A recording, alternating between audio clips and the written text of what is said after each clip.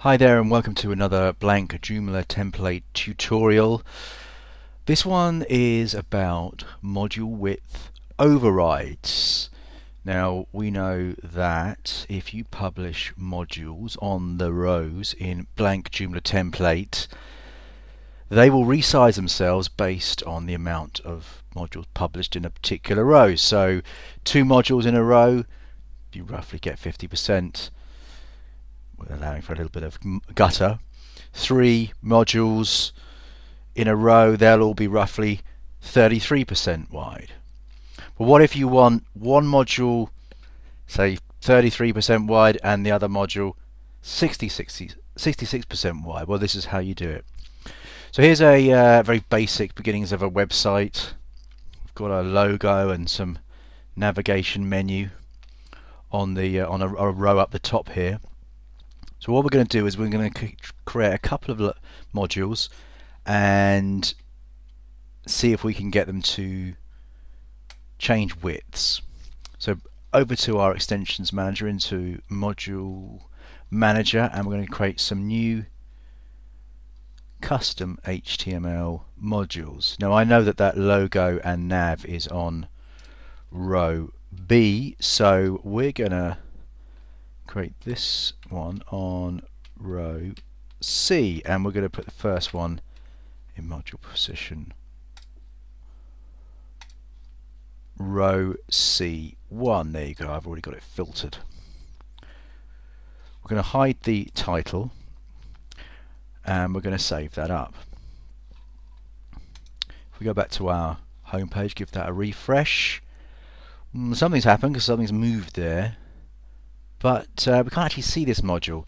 Now, if ever you're wondering what the CSS was, at the bottom of our template CSS file, and that is right down the bottom here, you'll see there's a whole section called developer. Now these are just general settings so that you can use the Joomla blank template for effectively wireframing entire sites by giving modules and sections class suffixes, and you can actually kind of see where the space is going to be used. Let me show you how this works. The class suffix I'm talking about is this one right here, grey box. So let's go back to our module and we'll apply that suffix to our module, and if we save that now and refresh our home page, you'll see that because we've applied that module class, we can actually see the module and it's giving it some height. If we go back and have a look, you see there's a height there, there's some padding, there's some width, and etc. So what it does, it allows you to kind of piece together maybe little parts of your framework. If you have a look at the blank Joomla demo, you can see this to great effect. Anyway, so let's go create another one. Now just so we know, I'm just going to take that, I'm going to throw it into there so we know which one's which, and we'll save that again.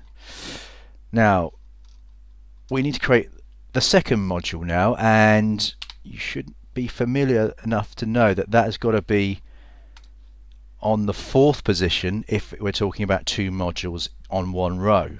You've always got to keep that 4th position in place to end off your module rows. So let's just manually type that in, and we'll change that as well, and we'll save that up. Oh, save as copy I should say, which we love.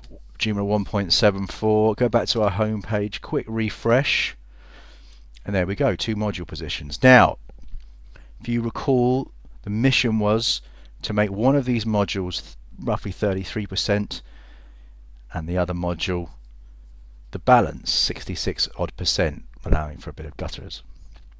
So let's see how we go about doing that. Let's get our Firebug inspector out, and we're going to use the element tool to actually highlight one of the modules there, and we'll just track back through the HTML here, get to the div which basically controls the module position. And you can see here that there is the CSS that's been automatically created by the template, by the index .php file, which has got all that clever stuff in that makes the modules all fit together nicely. So we need to override this, and we've seen in previous tutorials how we do that.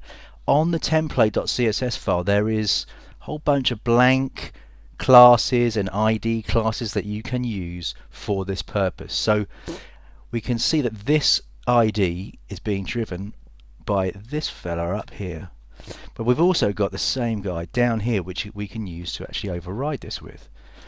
So if we now put a width in of, well, I know this template's 960, we want it to be a third with a gutters of 20, say, so let's call that 300 for argument's sake, width of 300 px.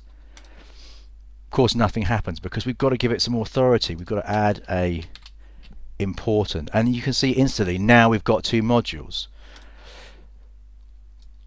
varying sizes, and you know what we've got to do next is grab that CSS, copy, go and find line 130 on the template. Let's zoom up there, 130, paste that in, give that a save, give it a refresh, check it's taken. Excellent. So now we've got our two modules and we can start working on the module 4 position now.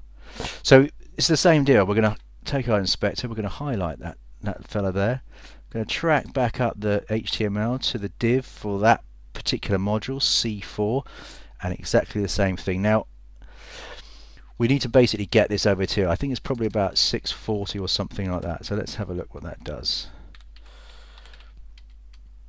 And of course we put the import in to make sure it works, and there you have it.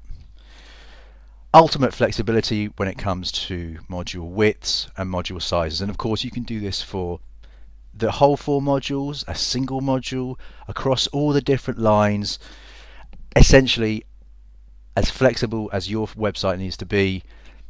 Our blank Joomla template can deliver that for you. So hope you enjoyed that, and happy templating.